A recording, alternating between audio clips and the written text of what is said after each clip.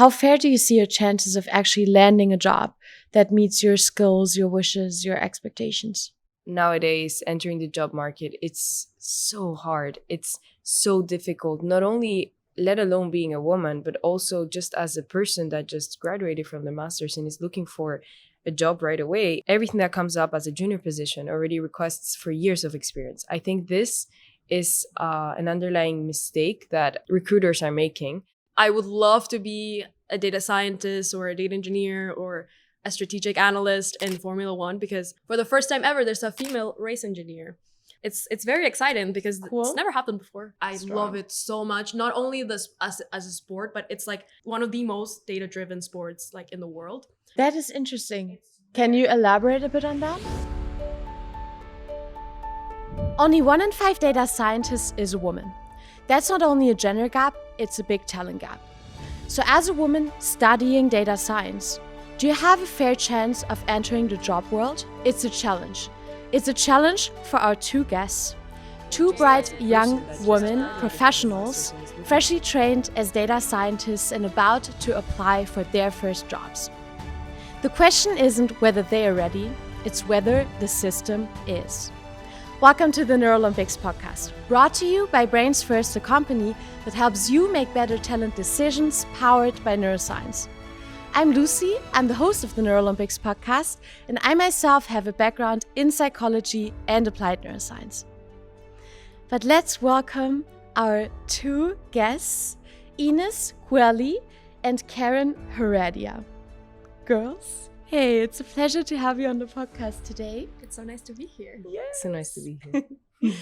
So tell us, girls, briefly, what is data science? I think data science is kind of like a field that mixes a lot of things, which is kind of why it's a little bit hard to explain. But it kind of takes from statistics and mathematics and what it tries to do basically is it has a lot of data, and you try to tell people what the data is trying to tell you, predict things, and just have insight so that you can make better decisions, I think. Yeah, I would kind of understand it as a way to find patterns in behavior. So find from the data that we produce every day as just humans using technology nowadays, we create a lot of patterns in the way we interact with these technologies. And I think it would be a waste to not dig into it and infer conclusions and take more meaningful and more data-based decisions that could lead to a better society in the long run. Nice. And data science is kind of everywhere nowadays, right? Yeah. It's like every single field we can imagine. Like Spotify, Netflix, that all kind of revolves around data science. Like the recommendations that you get, it's like, how much do you listen to this song? How much did you watch this episode? Did you skip this movie, or did you watch it so many times? And everything that every person does, it's like a data point. And you can measure everything. Basically. Yeah. And our job basically is to interpret that and say something about that. Yeah. It's so cool, guys. It's really cool. How do you feel? I mean, you heard the statistic now, 1 in 5 data scientists being a woman. Is that something that you recognize now, maybe also in university? And how do you feel being a woman in the field of data science? I have to say now, after kind of finishing our master's, I take pride in it. I'm very proud of having finished the master's and entering this field. But I have to say it's very scary. It is a big difference between males and females. I mean, 1 in 5 is nothing if you think about it. And it is scary as a woman to enter this big field. I have to say that it gives a lot of insecurities to just think that I will be 1 out of 5 in the applicants for a new job as a data scientist, for example. Yeah. And yeah, it does speak to you. It does make you a little bit less confident in, at least me, in what I do. Yeah, I can imagine. How's it for you, Karen? I feel very much similar. I think I read somewhere quite recently that because I'm looking into jobs and what's gonna be of my life in the next couple of months. But it was something like in tech jobs, which is kind of where I would like to aim for. they have more callbacks, like statistically, if there's a male name in the CV or something like that, and that already is kind of like discouraging. Like I haven't even entered the game before like being disqualified almost. But at the same time, it's like you say, it's very like nerve-wracking because you feel like you have to constantly be proving yourself that I deserve to be here, like I am good enough to be here and I am skilled enough. But at the same time, it's like you don't want to come off too strong, and it's just a very much balanced thing. But I am very hopeful. I think we mentioned it before as well to you that in our masters, we are like the first class that has such a equal-ish ratio between men and women. So that's definitely changing, and I think that's cool. More and more there are being women in engineering and data science, which is really inspiring, and it's really nice to be kind of part of that group as well. Yeah, that is super nice, because I was wondering, for psychology, it's kind of the other way around. Funny enough, there's like, I was in my bachelor sitting with probably 85% females. Still want to mention that almost all my professors were males. But because I was wondering if that is something that's in the back of your mind, because I think it's so sad. It shouldn't be there as kind of a distraction of your main job and of your talents and of your skills, that you have to think about that. But it feels like, or what you say now, it's the battle is there, but it's also you're inspired, you're hopeful. Did you always wanted to become a data scientist, or when was this dream shaped, and why data science? I think it's like for me, it wasn't at all a dream until about 2 years ago, sort of. I always wanted to go into a field that helped other people.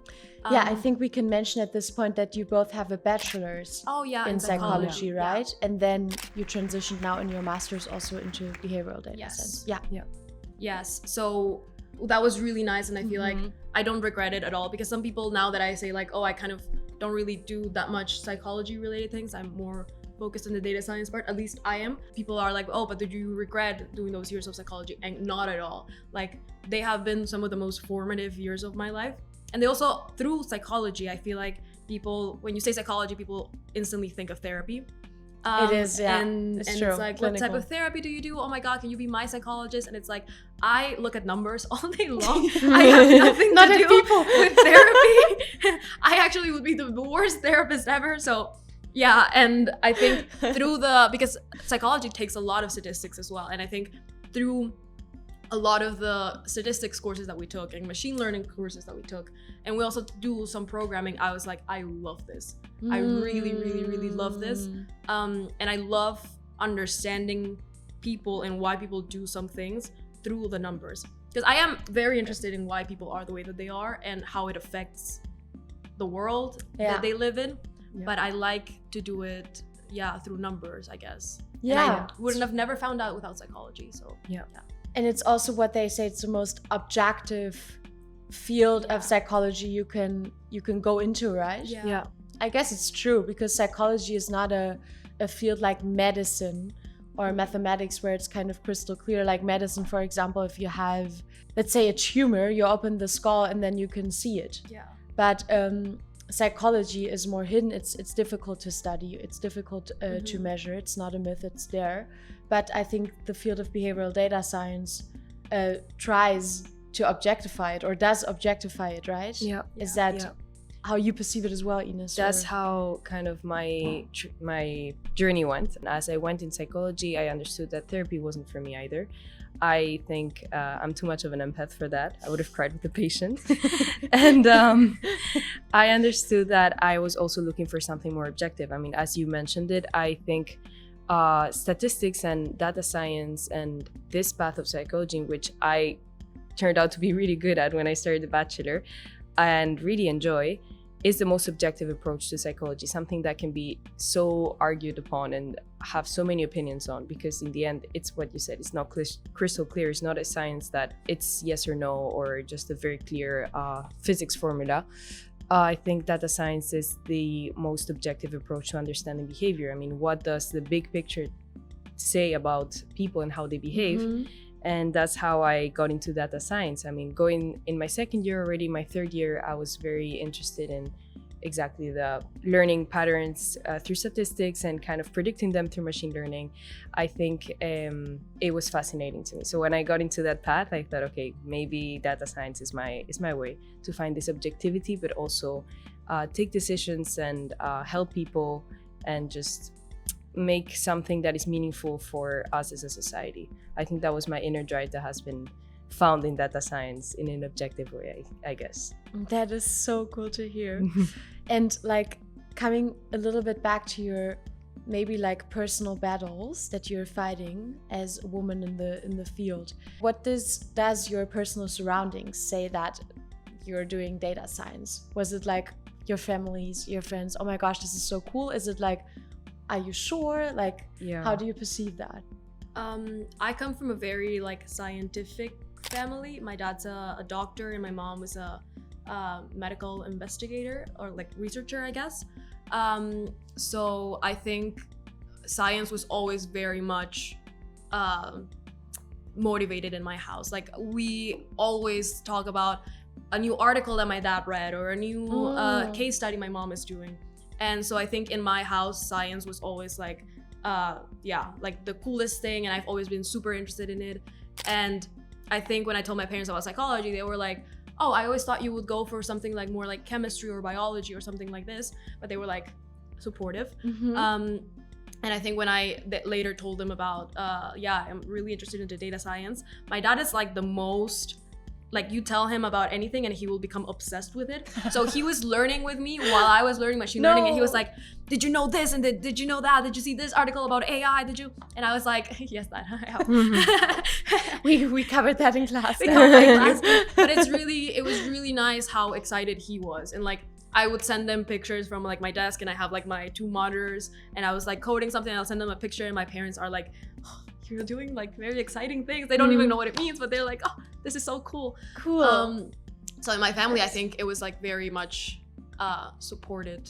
So that was nice. a nice feeling. Yeah. Good. For me, I think my family was also very supportive. They didn't expect it. I am personally I have many faces to my personality. I have the data science one, but I also at some point wanted to become an artist. I also was really into neuroscience and more working in the lab in research. I am interested in so many things. I feel divergent, like the movie, no? I could be anywhere. I love that movie. So honestly, my parents were just hopping around with me in my journey, going, okay, psychology, okay, neuroscience, well, no, actually data science, and they were always very supportive. I think the main issue was in my head. I think I've always had this little break in everything that I do. I just don't feel like I will succeed, and there's always this first step in any decision that I've taken that I feel like I'm not going to make it, I'm not good enough. And reflecting on it a lot, I think it comes with the fact that, I mean, I am a woman, but I'm also have my expectations for myself so up high, because I feel like what Karen said before, I am always trying to prove myself as a woman in what I choose. And this comes with a lot of pressure that already kind of blocks me in the beginning when I take a decision. I always end up taking it. I call my mom, she hypes me up, and then I'm like, okay, I will try it out. And I actually succeeded in everything that I wanted for myself. But this first initial lack of confidence does come a lot for me, and it's a little mental battle that I do have to fight very often. It's the self-doubts. Exactly. Yeah. And I think if we're all like honest to ourselves, like we're all like struggling with it more or less. Yeah. And I love that you bring it up, because I mean, I cannot speak for all male counterparts, but I see a lot of women who are also confident or who seem to be confident, but it's always this battlefield in the background, like, hey, I have to prove myself or I have to show something, because it is a switch, right, in society that women are making a career. Like, it didn't used to be like that. Yeah. And it's still like evolving, and I love that it's evolving, but it's still not the standard, I feel like. Yeah. It's something that maybe our generation is fighting for. Yes. And that's why I love that you're on the podcast, because I perceive you both as such strong women, and I think it's so inspiring that you tackle this field and that you go your ways. Oh, So I yeah, appreciate it. of course. And what is what's the first job you want to apply to now? I can go first. Well, I don't really know about like the first job that I want to apply to. Right out of like, honestly, I kind of just want to get a lot of experience and yeah, just try to be the best data scientist that I can possibly be and learn from many fields. But I think we know this because I go on rants about it very long. I love Formula One. And it's like my obsession. I love that you love Formula One. Because where did this come from? There are times when we're and like having lunch, and I'll just go like for 30 minutes until someone is like, okay, stop now.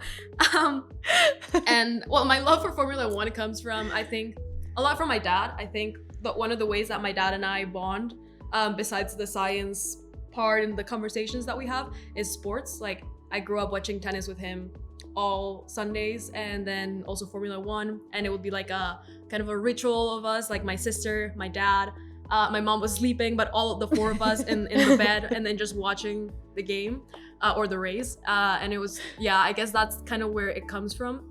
But in recent years, it's become also kind of like my main interest, I would say. And I think I would love to be a data scientist or a data engineer or a strategic analyst in Formula One, because I love it so much. Not only this as a sport, but it's like the most, well, in my opinion, one of the most data-driven sports like in the world.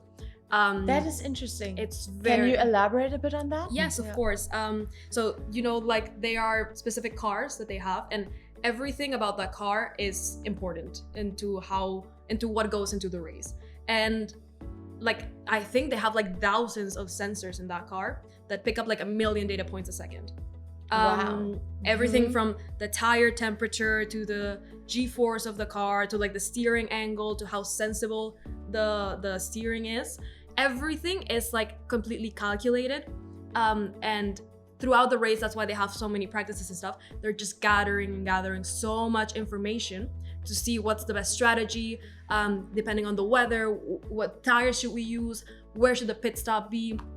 Everything is like, obviously the driver is super important, but there's an entire huge team behind like the driver as well. They have a race engineer that talks to the driver throughout the race, and it's like, this is what we're getting from the data, this is this and this is that. And I find it so exciting and so cool, like the amount of data that they have and getting that from the car to the headquarters and analyzing that. And it's like, you know, every team has two drivers, and how they differ. But I think for me, like the more interesting part, I think that's where like the behavioral data science part comes from, is you can have a really great strategy and do 1 million simulations of your driver and the other drivers and the other cars, but you really need to understand your driver, because every driver has a very different driving style.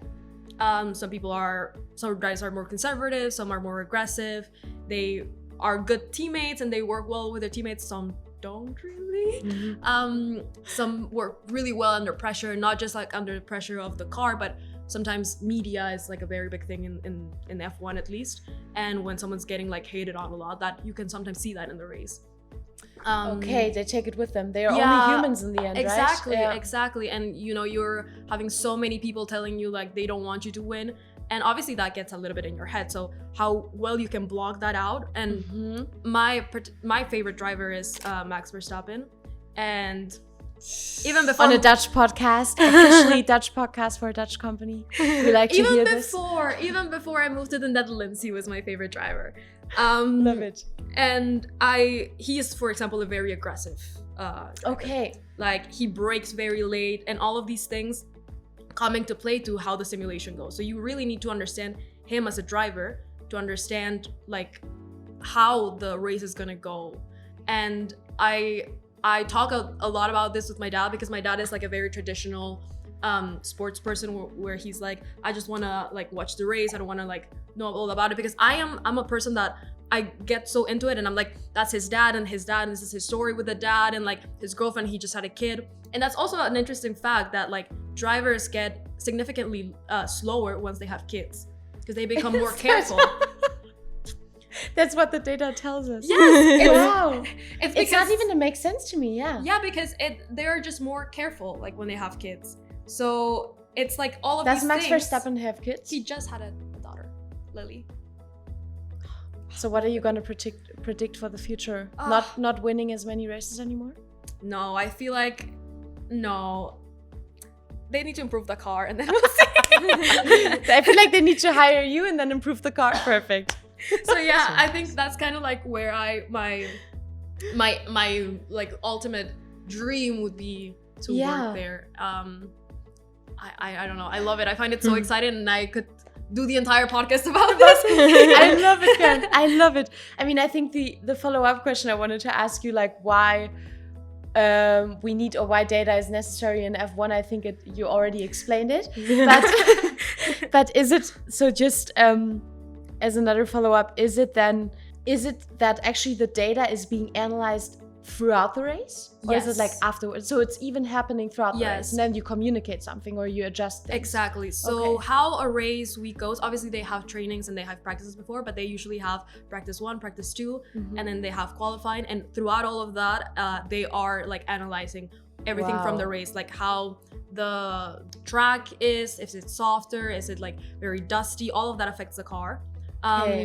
And during the race, with all of that past data already in their in their database, they are still analyzing as the race goes. That's why they also they have to look at like 100 things at a time, and that's why race engineers are so important, because they are like the main communicator with the driver.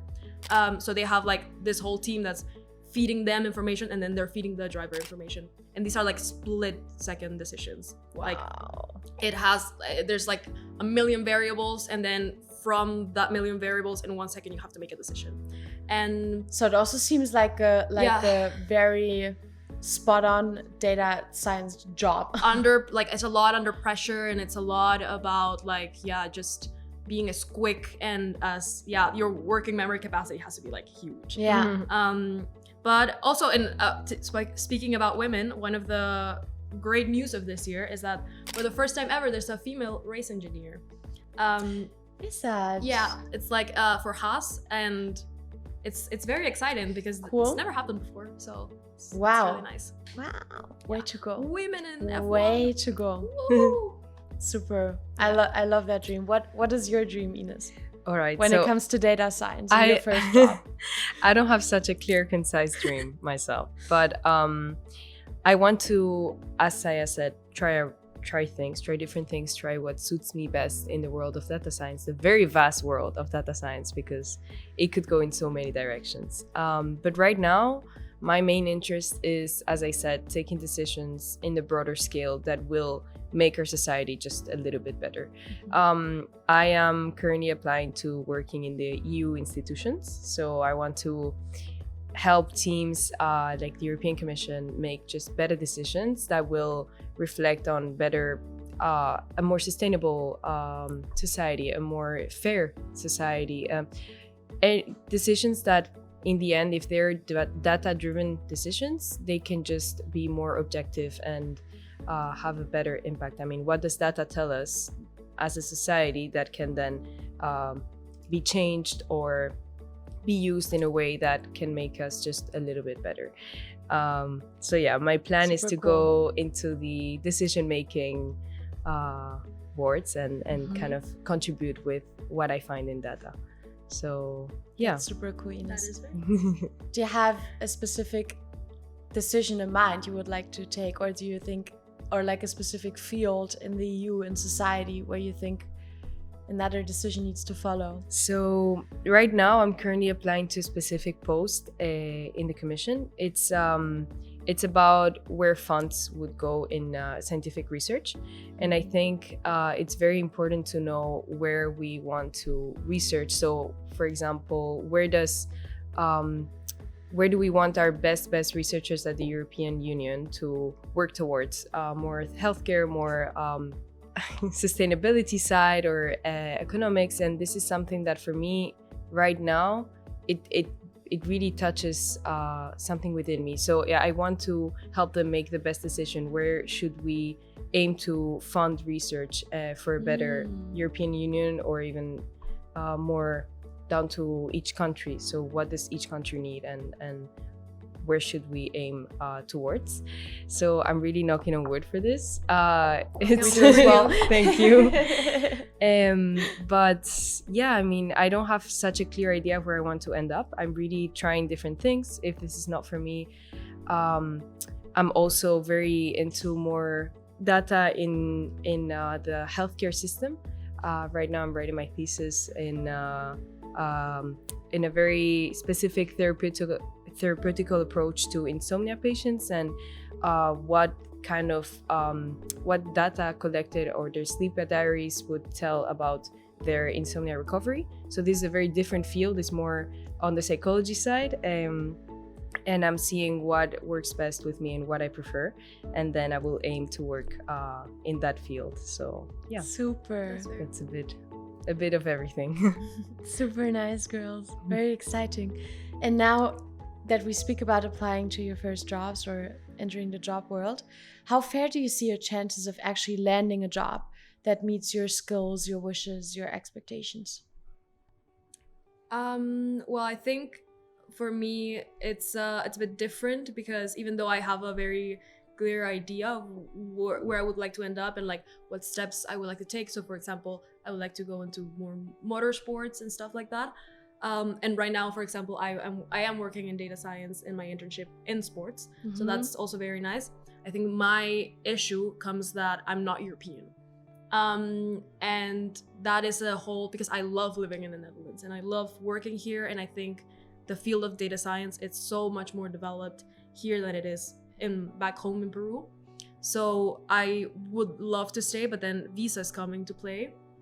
And already next year I can start applying for residence permit and stay here longer. But yeah, I don't, like, when people ask me this, I'm like, I don't know. It depends. Like, my future is very much in the hands of other people, whether they see an opportunity in me, or you know, they'll have 2 CVs and I can be just as qualified as someone else. But if someone else is European, they'll probably pick that person, because then they don't have to go through the entire sponsorship, and it's like cost and paperwork, and a lot of companies don't really want to do that. Invest into that. Exactly. That gives me goosebumps, by the way.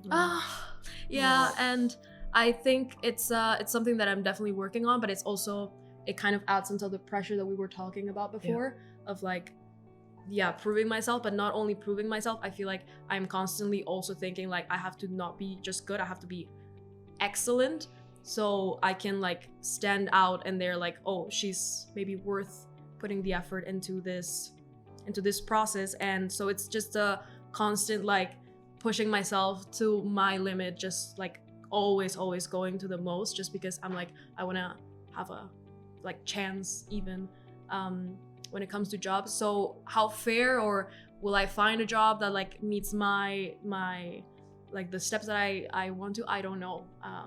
So I'll get back to you on that in a couple of months, how it's going. Yeah, but it's tough, definitely.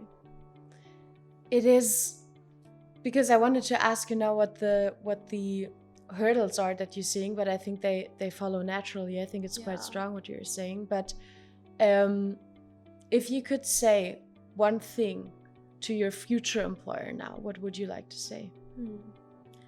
I would like people to see sponsorships and investing on international people like an investment and not a burden. Because I feel like, at least I know that I will be like, I will do above and beyond to deserve like that chance, and I will always be very, very grateful for it as well. So I wish they see me as an investment, because I will do the most to try and live up to that. So yeah. And I think because you carry that inside of you, you're gonna shine it out. Thank you. They'll see it. How is it for you? Maybe maybe even going back to the question I asked Karen before, like, how fair do you see your chances, first of all? All right, so for me, I am lucky enough to have a European passport, so that's not in my concerns list. But I do fear that nowadays entering the job market, it's so hard. It's so difficult, not only let alone being a woman, but also just as a person that just graduated from the master's and is looking for a job right away. It's so hard to instantly find something that is not asking for experience. They're asking for the world already. In any job that I've encountered in my LinkedIn or whatever platform I'm using to research for a job, everything that comes up as a junior position already requests for years of experience. I think this is an underlying mistake that recruiters are making, to expect someone to be freshly out of the university and be in a junior level, but at the same time have years of experience that we cannot handle in such a hard master and very demanding full-time study. You cannot start an internship at the same time or just devote all of your summers for experience. I think this is asking for the world. And so this is very scary to be fighting against people that of course have years of experience because they're just older. I mean, I'm just 21. When did I get time to... Should have started working in the womb. Should have started working when I was 5. I don't know exactly where these years of experience are meant to happen if we're not getting the job in the first place. You're so right, and I think it's just a wrong assumption that employers are having. I think it shouldn't be there because I think the assumption should be you're very well trained, you have a super good degree, super good education, and now I think your employers should open the door for you to gather that first experience and not expect that you already have it. Exactly. And if you find an employer who's not expecting it, then you're competing against people who have experience, because even senior people are applying for junior programs. Yeah. How are we supposed to compete with that? Exactly. And it's a big issue. It's a big issue. And I think that's what I love about BrainsFirst, also what we're doing with our work, because we're not using, and you can comment on that as behavioral data scientists, I think we're not using experience as the number one predictor of how well you will do in a certain job, right? Yeah. We're using the brain, and we're using if you're made for that job, if you have the potential, the cognitive potential, and that tells us if you thrive. But nonetheless, you're super well trained. I think you should be nonetheless confident to go out there and stand up for yourselves. You have one of the best degrees in your pockets, and employers should see that, because what is your message if you could say something to your future employer right now? I have it clear in my head. I would just tell them that it's so different to find a talented person and an experienced person. Of course, an experienced person, I think with years of experience, you can get to do anything. If you really commit to anything, you can get there. But I think the drive, the interest of a person just graduating from a master's, the need to keep learning and just meet the job market, and also this idea that we have to be above and beyond to kind of make it up in the ladder is also a benefit for a recruiter. I mean, we're here to learn. We learn like sponges. We are very motivated and enthusiastic to get started. So it's not only with big learning idea that we come in and big chances to get better at what we do, but it's also the inherent motivation and the good mood, the interest that we bring from a master's freshly started that they should think about. Also, I think experience, of course, you will get a person that is knowledgeable in some subject, but with a fresh mind that came out of university, you have a very creative sponge where you can teach as much as you want and just send into the direction that you want your company or your job to go towards. You can kind of mold them. Exactly. Yeah. I'm ready to be molded. Please hire me.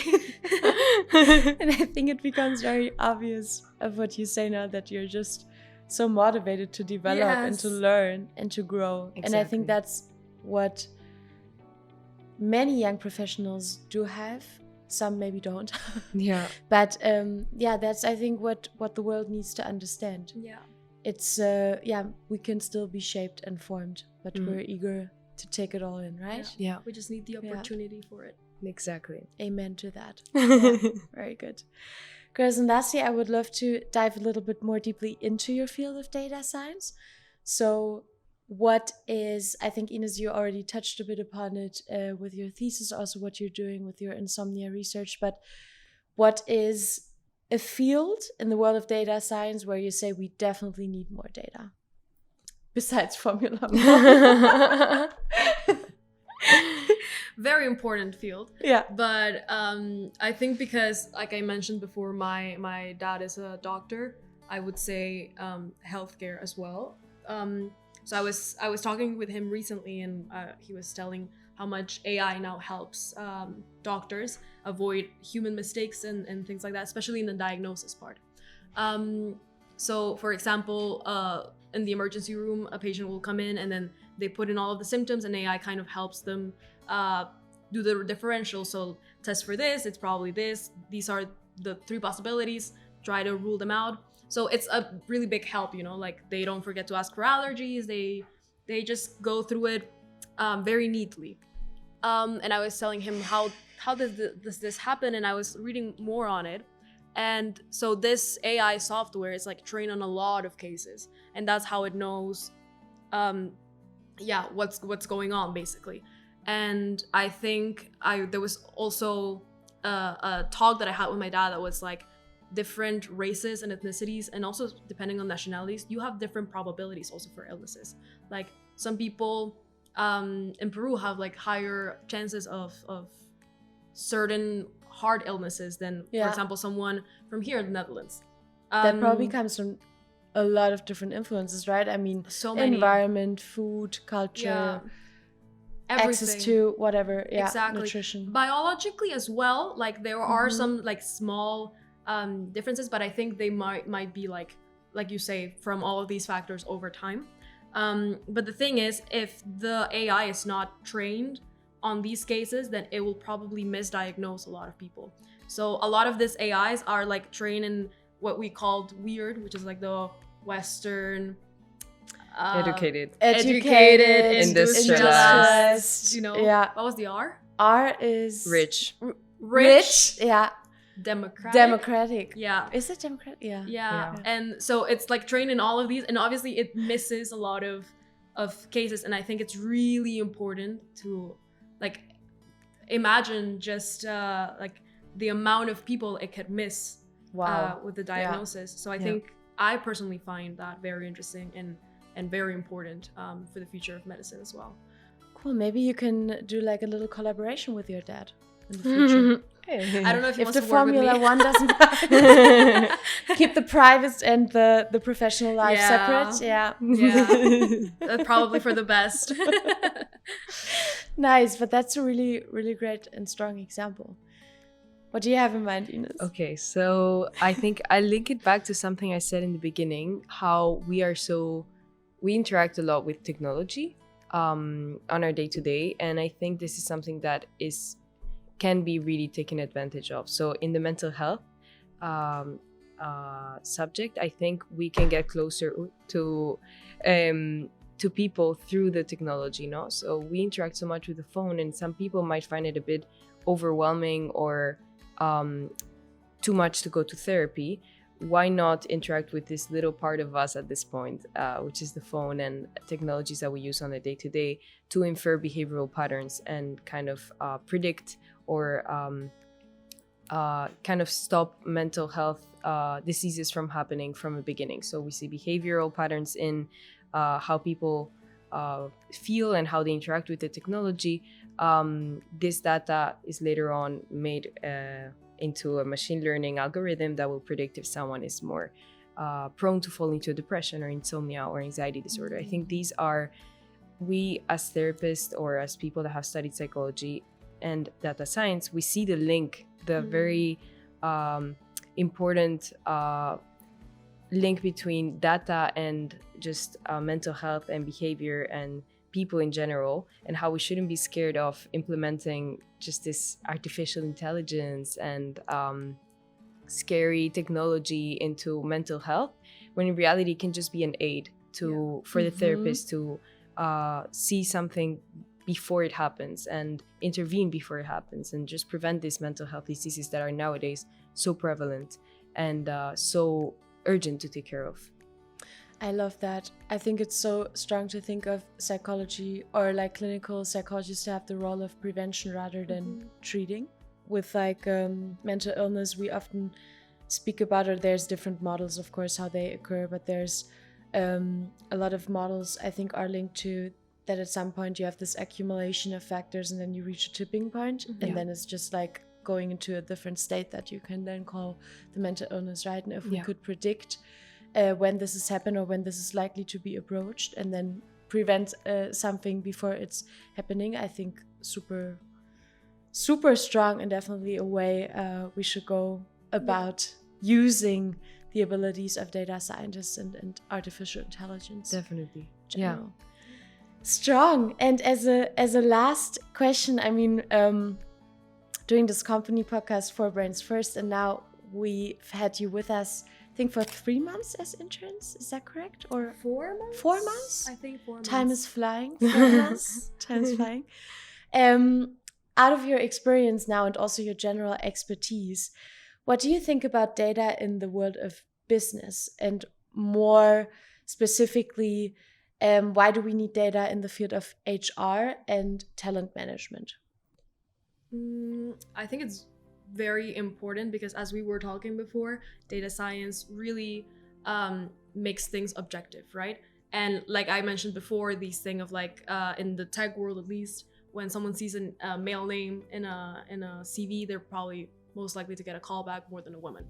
And I think with the data science part, it's especially what we do here at BrainsFirst. It's like it doesn't really matter if you're a woman or a man, what's your ethnicity, what's your background, you will have a fair shot. And I think there are so many bumps in the road, especially for getting jobs and like getting noticed by an employer, that this just kind of levels the field a little bit more.